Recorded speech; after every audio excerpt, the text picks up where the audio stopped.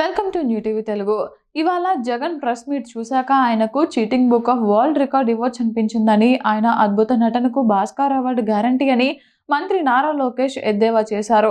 Kadapa assembly నియోజకవర్గ కార్యకర్తల సమావేశంలో పాల్గొన్న ఆయన జగన్ పై వైసీపీ నేతలపై తీవ్ర స్థాయిలో ధ్వజమెత్తారు.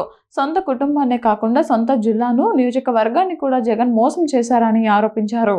ఈ సందర్భంగా లోకేష్ మాట్లాడుతూ తల్లిని, చెల్లిని తరిమేశారని, బాబాయిని లేపేసి మరో చెల్లి కుటుంబానికి అన్యాయం చేసిన వ్యక్తి జగన్ అని విమర్శించారు. 2019లో సొంత బాబాయిని లేపేసింది జగన్. మొదట గుండెపోటు అన్నారు, తర్వాత గొడ్డలు వేటు అని బయటకు వచ్చింది. ఆ తర్వాత దొంగ పేపర్లో నారసూర రక్త చరిత్ర అని రాసి చంద్రబాబు చేతిలో కత్తి పెట్టి ఫోటో వేశారు. కానీ జగన్ ఎంత మోసగాడో ప్రజలకు అర్థమైంది. అందుకే వైసీపీకి ముద్దుగా గొడ్డలి పార్టీ అని పేరు పెట్టాం అని లోకేష్ అన్నారు.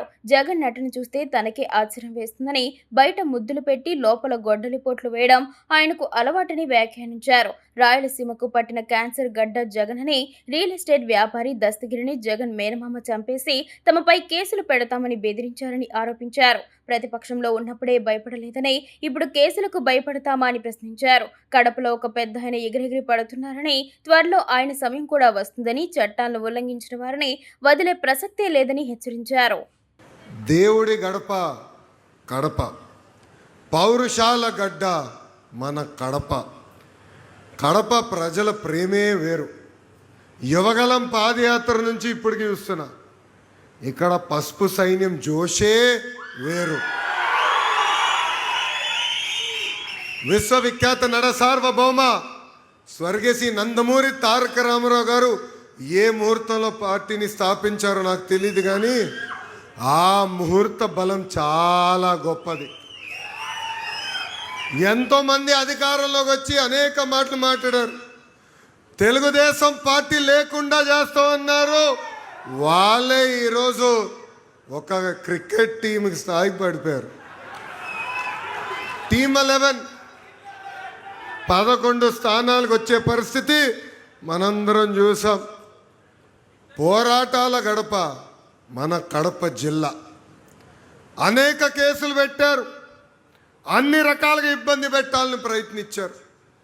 కానీ మన పసుపు సైన్యం ఇచ్చిన దెబ్బకి ఇప్పటికీ కడప గడపలో కూడా కోలుకోలేకపోయారు.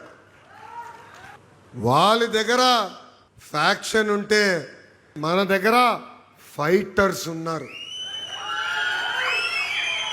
పసుపు సైన్యం గుండె ధైర్యం చాలా గట్టిది. ఒక్కసారి మనం నిర్ణయించుకుంటే మనం తగ్గేదే లేదు. ఈరోజు జగన్మోహన్ రెడ్డి గారు ప్రెస్ మీట్ ఎవరైనా చూసారా? అది చూసిన తర్వాత చీటింగ్ బుక్స్ వరల్డ్ రికార్డులో నంబర్ 1 స్థానం ఆయనకి ఇవ్వచ్చబ్బా. సొంత తండ్రిని మోసం చేశాడు, సొంత తల్లిని మోసం చేశాడు, సొంత చెల్లిని మోసం చేశాడు, ఇంకో చెల్లికి చెందిన తండ్రిని చంపేసి ఏకంగా ఆ కుటుంబాన్ని మోసం చేసిన వ్యక్తి జగన్మోహన్ రెడ్డి గారు. సొంత జిల్లాని మోసం చేశాడు, చివరికి సొంత నియోజకవర్గాన్ని మోసం చేశాడు. మనందరం చూసాం. సొంత నియోజకవర్గానికి ఆయనకి వెళ్ళినప్పుడు ప్రజలందరూ వచ్చి 5 సంవత్సరాలు మీరు ఎక్కడున్నారో, ఏనాడైనా మమ్మల్ని పట్టించుకున్నారా అని అడిగే పరిస్థితి వచ్చింది. అంటే ఎంత అన్యాయం మనందరం ఒక్కసారి ఆలోచించాలి. ఏకంగా రాయలసీమ ముద్దు బిడ్డ అని రీల్స్లో చేశాడు. ఆనాడే చెప్పా, రాయలసీమకి క్యాన్సర్ గడ్డ జగన్మోహన్ రెడ్డి అని. రాయలసీమ ప్రజలందరూ ఒక్కసారి గుండెపైన చేయబెట్టుకుని ఆలోచించాలి. 5 సంవత్సరాల్లో రాయలసీమకు ఒక్క పరిశ్రమ తీసుకొచ్చారా? ఒక్క సాగునీటి ప్రాజెక్టు పూర్తి చేశారా? అంతెందుకు, బిందు సైద్యం లాంటి అద్భుతమైన ప్రాజెక్టుని కూడా ఆనాడు ఆపేసిన వ్యక్తి జగన్మోహన్ రెడ్డి. అన్నమయ్య ప్రాజెక్టులో గేట్లు కొట్టుకుపోతే కనీసం ఆ కుటుంబానికి ఆనాడు అండగా నిలబడలేదు. ఇదే స్థానంలో, ఇదే భూమిపైన, ఇక్కడనే ఆనాడు యువగలం పాదయాత్ర నేను హామీ ఇచ్చా, మిషన్ రాయలసీమ ప్రకటించా.